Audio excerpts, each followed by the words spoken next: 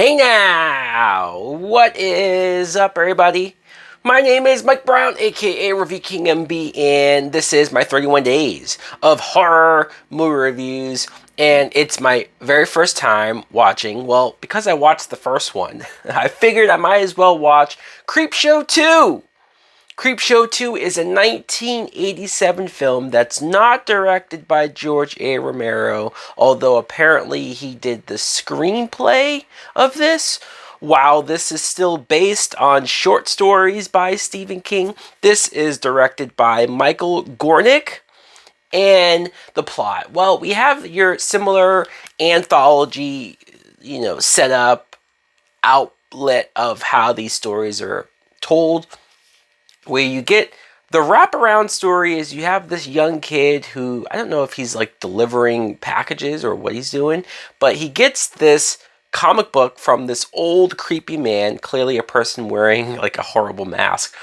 And the guy's like, "Hey kid, read this Creepshow comic. It has all these stories in it." And the kid starts to go through it. And for whatever reason, the wraparound stories, like the prologue, and usually it's just an epilogue, but it actually happens throughout each of the stories, where it turns into a cartoon. Like the little kid that's reading through the comic, that turns into a cartoon. I don't know why. It's all very random. I'm glad the entire movie was not a cartoon, because that would have been weird and I didn't want to watch that, but it would have made more sense, right? To have those beginning parts be live action, and then it's the stories that are cartoons because they are comic book. They are drawn and they look like that. But okay, they decided to make the real world stuff a cartoon. And our first story is we have this now, in the first story, we have this gang that comes into this shop and they rob this old couple, the couple that owns the shop, and they're being complete dicks, especially the main guy. The main guy with long hair, and he thinks his shit doesn't stink, and he thinks he's going to go off to Hollywood and be this actor because he says he's so good looking, right? But for whatever reason, he doesn't just rob the place and leaves. He drags it out and drags it out and drags it out. And for a while I was thinking, man, this is taking fucking forever. If you're going to kill these people, or if you're going to do something, fucking do it already. Now, of course, he eventually does kill the old couple. And I did feel bad seeing them die because they were nice people and they didn't deserve it.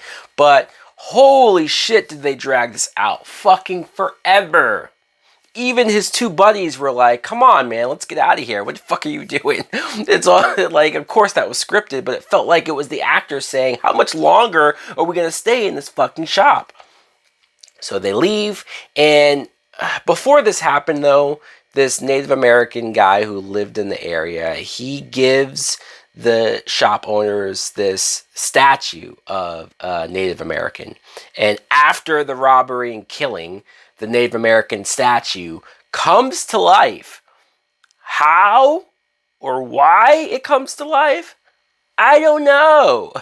He just comes to life, and it's like the Crow. He now wants revenge, and he's going to target this gang. He somehow knows where they live, each and every one of them. They live in separate houses. Somehow it knows where they live, it goes to find them in the house, and it kills them.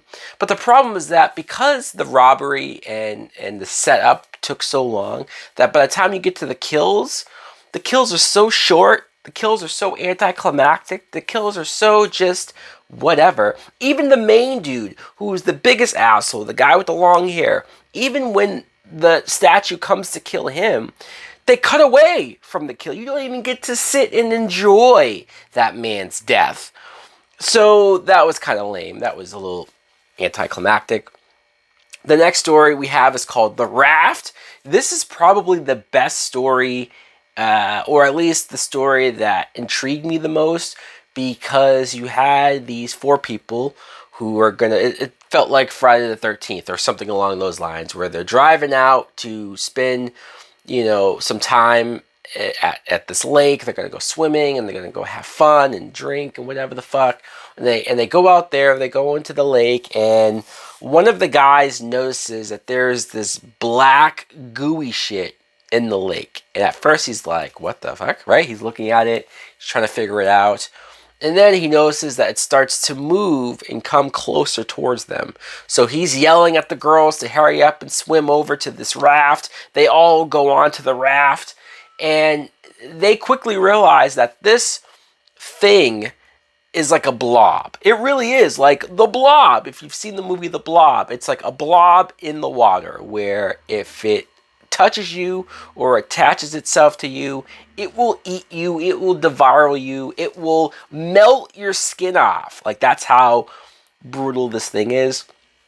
And at first, I don't know, it kind of escalated. Like, I didn't think it was going to be that big of a deal. And then once you saw the real threat, and once you saw how this was, and then once you saw some of the characters' skin melt off, I was like, okay, this is gnarly. This is intense. And you had some of the characters have to wait out on the raft and figure out, like, what are we going to do? Can we outswim it? Like, how are we going to beat this thing? What is this thing? And so I got into that, you know? And then there was a couple instances where, like, man, they found any old which way they could to show some boobs and some tits. It's like, you didn't even have to show that girl's boobs. It wasn't necessary at all. You sort of forced it into the moment, but there it was. There's this girl's boobs before she brutally dies. So there you go. And I actually found the ending of that story quite hilarious. The next story, and I say next story, it's the last story. There's only 3 stories here. The first Creepshow had like, 5 or 6? There was a lot of stories in that. But the good thing about the first film is that those stories, because there were so many of them, they moved a lot quicker. It was a lot more craziness that they could do, it felt like. It was able to just sort of like, here it is, boom, and then it would move on. Where these stories do feel longer and do feel stretched out and dragged out. More so the first one felt really dragged out. The second one, I was actually okay with the length of that. And then the third one was very weird, but I kind of liked it too. I didn't hate it. It starts off with this woman who is cheating on her husband. She paid this guy $150 to sleep with her, which is so weird because I'm trying to figure out, like, they kind of said that they worked together at a bank, or maybe that's how she met him. I don't know. Either way, she clearly slept with him. She clearly gave him money for it. And then she clearly says, well, I can't leave my husband because he's the rich one and he's the one paying for your fucking orgasms. Or it's just like, huh? Okay, so she's a bitch. Okay, fuck her, you know? Cheating always rubs me the wrong way in movies because cheating sucks. And then you get to her trying to drive home. And as she's driving home, she's not paying attention. She drops her cigarette. Oh no. And she runs over this homeless guy. And I mean runs him over. Whenever you see people get run over in movies, it always is not as bad as it seems or as it looks, or the people always usually survive it somehow. Even in real life, you see somebody get hit by a car, and even if they flip over the car, they're okay, at least. This guy, no, when you see him on the ground, his neck is twisted all the way around, his arms are fucking broken, blood everywhere. This guy got fucked up. And she freaks out, and she hits and runs. She takes off. And so now she's driving away, and she's sort of like, oh man, you know, like, I think nobody saw it. I think I'm okay. Can I live with this? Yes, I can live with this. I don't want to throw away my life.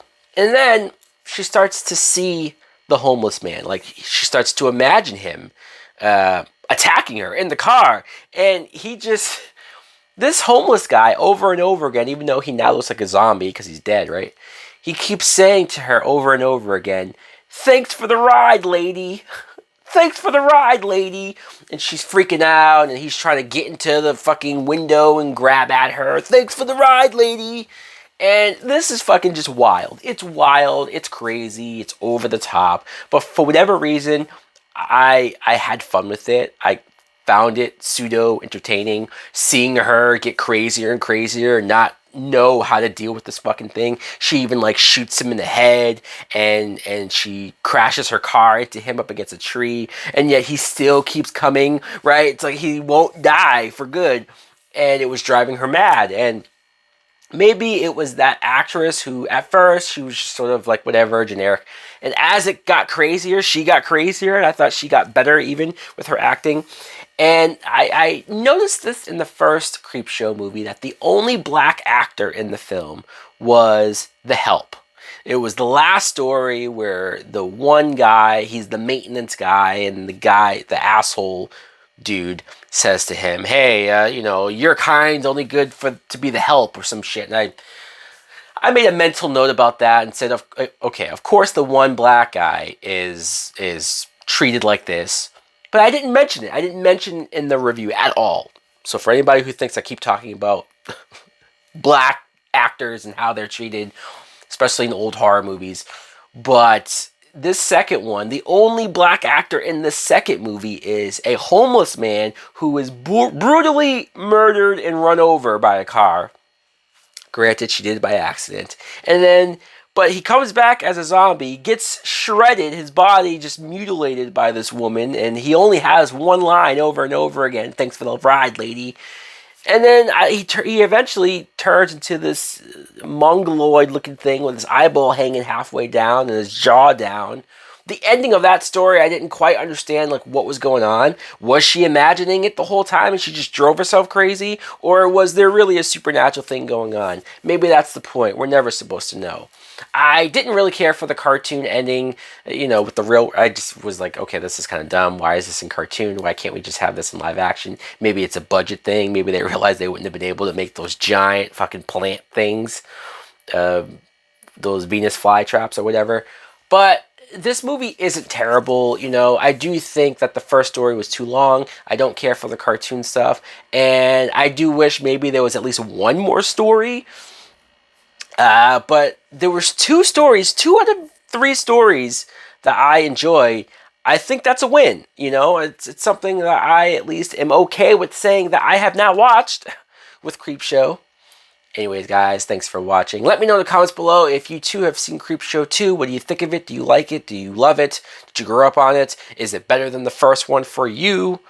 Thanks for watching. Like, comment, subscribe. Later!